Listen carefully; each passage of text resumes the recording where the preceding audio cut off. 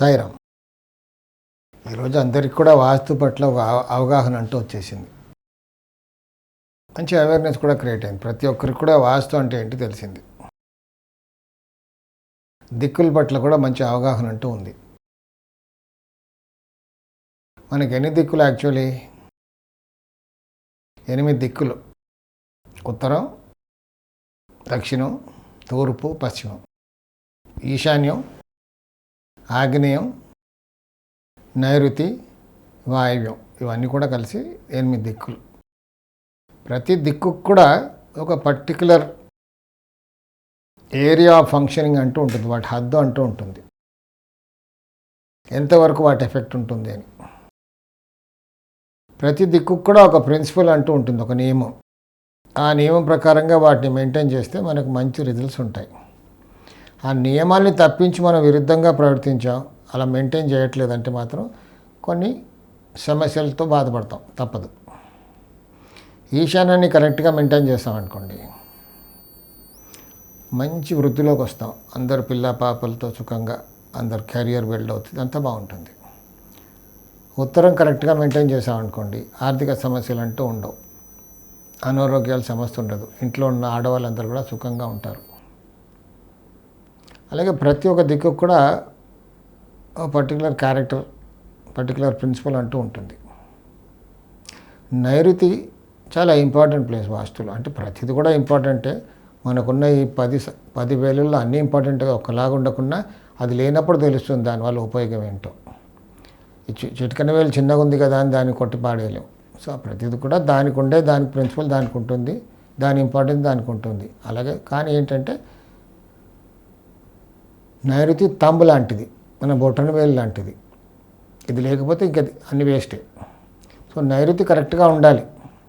అందుకే ఏమన్నారంటే నైరుతిలో పడక గది. నైరుతి ఖాళీగా ఉండకూడదు, నైరుతిలో బరువు ఆకిపోయి ఉండాలి, ఆకాశానికి ఓపెన్గా ఉండకూడదు. ఈశాన్యం ఖాళీగా ఉండాలి, బరువులు పెట్టకూడదు, ఈశాన్యాన్ని బంధించేయకూడదు. నైరుతి ఎప్పుడు కూడా బంధించబడి ఉండాలి. దక్షిణం, పశ్చిమం గోడలు ఉండాలి. నైరుతి ఎప్పుడు కూడా బరువుగా ఉండాలి, ఎత్తుగా ఉండాలి. నైరుతి ఎంతవరకు ఉంటుంది అనేది ఒక మ్యాథమెటికల్ క్యాల్కులేషన్ ఉంది. పెద్ద ప్లాట్ అనుకోండి, మనం ఇల్లు కట్టుకున్నాం, ఆ ప్లాట్లో మళ్ళీ ఖాళీ స్థలాలు వదిలిపెట్టి ఇల్లు కట్టుకున్నాం, మధ్యలో క్యాల్కులేషన్ ప్రకారంగా కట్టుకున్నాం. నైరుతిలో ఒక బెడ్రూమ్ కట్టుకున్నాం. నైరుతి ఎంతవరకు ఉంటుంది అనేది ఒక మ్యాథమెటికల్ క్యాల్కులేషన్ ఉంది. నేను అంతకుముందుకు వీడియోస్లో చాలాసార్లు చెప్పాను, సింపుల్ మ్యాథమెటికల్ క్యాల్కులేషన్. నా పుస్తకంలో కూడా రాశాను, విశ్వకర్మ వాస్తు ఫర్ బెటర్ టుమారోస్ అని. అది ఇంగ్లీష్లో ఉంది. అది దాంట్లో ఒక చిన్న ఫార్ములా రాశాను. ప్రతి రూమ్లో ఈశాన్యం ఎంత ఉంటుంది, ఉత్తర ఈశాన్యం ఎంత ఉంటుంది, ఉత్తరం ఎక్కడి వరకు ఉంటుంది, ఉత్తర వాయువు ఎంతవరకు ఉంటుంది, అలాగే నైరుతి ఎంతవరకు ఉంటుంది, దక్షిణ నైరుతి, పశ్చిమ నైరుతి ఎంతవరకు ఉంటుంది అని ఒక క్యాల్కులేషన్. మళ్ళీ మీరు ఆ పాత వీడియో చూస్తే తెలుస్తుంది, లేదా నా పుస్తకంలో చూస్తే కూడా మీకు అర్థమవుతుంది. సో నైరుతికి ఉన్న ఇంపార్టెన్స్ ఏంటంటే, నైరుతి బెడ్రూమ్. మనం రోజంతా కష్టపడి నైరుతి బెడ్రూమ్లో ఎలా పడుకోవాలి? దక్షిణాన్ని తల, అంటే పశ్చిమం దక్షిణ గోడలకు దగ్గరగా మంచం వేసుకొని దక్షిణాన్ని తల పెట్టుకొని పడుకోవాలి. అంటే ఉత్తర గోడకు దూరంగా పడుకోవాలి. అక్కడ పడుకుంటే ఎన్ని గంటలు పడుకుంటాం నైరుతిలో? బెడ్రూమ్లో మనం సుమారు ఒక 8 గంటలు, 7 గంటలు, 8 గంటలు పడుకుంటాం. రోజంతా కష్టపడి 12 అవర్స్ కష్టపడి అన్ని గంటలు 8 అవర్స్ అక్కడ పడుకుంటాం. మనం బాడీ అంతా కూడా రికవర్ అయ్యేది అక్కడే. బయాలజికల్గా బాడీ రిపేర్ ఎప్పుడవుతుంది? రెస్ట్లో ఉన్నప్పుడు. అంటే మనం ఊరికే కుర్చీలో కూర్చొని రెస్ట్లో ఉన్నప్పుడు కాదు, పడుకున్నప్పుడే బాడీ రిపేర్ అయ్యి బ్యాటరీ రీఛార్జ్ అవుతుంది. అంటే నైరుతి రూమ్కి అంత ఇంపార్టెన్స్, నైరుతికి ప్లేస్కి అంత ఇంపార్టెన్స్. బాడీలో ఉన్న టిష్యూస్ అన్నీ కూడా అప్పుడే రిపేర్ అవుతాయి. మన కండరాలు కూడా అన్నీ అప్పుడే రిపేర్ అయ్యి మళ్ళీ వాటి శక్తిని రికవర్ చేసుకుంటాయి. సో నైరుతిలో అందుకే ఏమన్నారంటే, నైరుతిలో పశ్చిమం దక్షిణ గోడలకి దగ్గరగా మంచం వేసుకొని దక్షిణాన్ని తలపెట్టి పడుకోవాలి. లేదా విరుద్ధంగా మనం ఉత్తరం అక్కడ మంచం వేసుకున్నాం కానీ ఉత్తరం తలపెట్టి పడుకుంటున్నాం అంటే క్వైట్ రివర్స్. అలా ఉండకూడదు.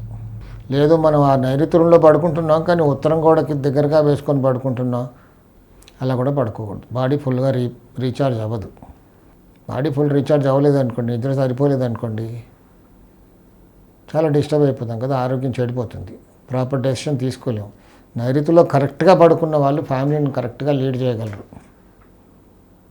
వాళ్ళ మాట అందరూ వింటారు, ఎవరు ఎదురు చెప్పరు. ఇతను కూడా కరెక్ట్గా ఎదురు చెప్పే అవకాశం ఇవ్వకుండా అందరినీ కూడా కరెక్ట్గా లీడ్ చేస్తారు. అంటే ప్రతి మనిషికి కూడా మనిషిలో ఎన్ని చక్రాలు ఉంటాయి? 6 చక్రాలు. సో ఫస్ట్ మూలాధార చక్రం. మూలాధార చక్రం స్థిరత్వానికి నిలయం. మనిషి స్థిరంగా ఉండాలి, ప్రాపర్ డెసిషన్ తీసుకోవాలంటే మూలాధార చక్రం కరెక్ట్గా యాక్టివేట్ అయ్యి ఉండాలి. అంటే నైరుతి బాగుందనుకోండి, మన మూలాధార చక్రం కరెక్ట్గా యాక్టివేట్ అయ్యి ఉంటుంది, మంచి కమాండ్ ఉంటుంది, అన్నిటి పట్ల మంచి పటుత్వం ఉంటుంది, ఆరోగ్యం బాగుంటుంది, కరెక్ట్గా డెసిషన్ తీసుకునే శక్తి ఉంటుంది. ఎంతటి శత్రువు అయినా అతను ముందు రాగానే అలా సరెండర్ అయిపోతారు.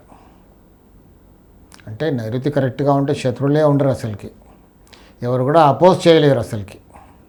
లేదు ఎవరైనా శత్రువుతో ఎక్కడైనా ఉంది అంటే కూడా నైరుతిలో బలం ఉంటే వాళ్ళందరూ కూడా ఊరికి అలా సరెండర్ అయిపోతారు. ఇక్కడ కూడా వాళ్ళతో పోట్లాడే అవసరమే లేదు. ఊరికే అలా చూస్తేనే ఆ వైబ్రేషన్, ఆ యాటిట్యూడ్ అనేది ఉంటుంది, ఆ ఔరా ఉంటుంది వీళ్ళలో. ప్రతి బాడీకి కూడా, ప్రతి వస్తువుకి కూడా ఒక ఔరా అనేది ఉంటుంది. అంటే వెనకాల ఒక వెలుతురు ఉంటుంది, దేవుడి పటాలకు వేస్తుంటారు కలర్. సో ప్రతి వస్తువుకి కూడా ఒక ఔరా అనేది ఉంటుంది. మనకు బేర్ ఐస్తో మనం చూడలేము, వాటికి కూడా ఒక కెమెరా ఉంటుంది, దాంతో తీస్తే ఔరా కనబడుతుంది, రెయిన్బో కలర్స్. మన మెంటల్ యాటిట్యూడ్ పైన ఔరా డిపెండ్ అయి ఉంటుంది. హ్యాపీగా ఉన్నాం అనుకోండి ఒకలాంటి ఔరా ఉంటుంది, విచారంగా ఉన్నాం అనుకోండి ఔరా మారుతుంది. సో ఔరానే ఇంపార్టెంట్ ప్రతిదానికి కూడా. ఎదుటివాటి పైన ఎఫెక్ట్ చూపించేది కూడా ఔరావే. ఎవరైనా అట్రాక్ట్ అవ్వాలన్నా ఔరావే. కొందరిని మనం చూస్తే అసలు మాట్లాడబుద్ధి అవ్వదు, కొందరిని చూస్తే అసలు ఏమీ బాగుండరు కానీ మనం మాట్లాడాలనిపిస్తుంది. అంటే ఔరా మ్యాచ్ అవుతుంది ప్రతిదానికి కూడా. ఔరా నైరుతిలో కరెక్ట్గా బెడ్రూమ్ అక్కడ కరెక్ట్గా పడుకుంటే మాత్రం ఔరా అలా ఉంటుంది. వచ్చిన వాళ్ళందరూ కూడా చెప్పిన మాట విని వెళ్ళిపోతారు. అసలు శత్రుత్వం అంటూ ఉండదు. ఎవరైనా ఉన్నా కానీ చేతులు ఎత్తేస్తారు అక్కడ. ఎవరైనా నైరుతిలో పడుకుంటే ఆ శక్తి అనేది ఉంటుంది. నైరుతిని ఎలా మెయింటైన్ చేసుకోవాలి. సాయి రక్ష.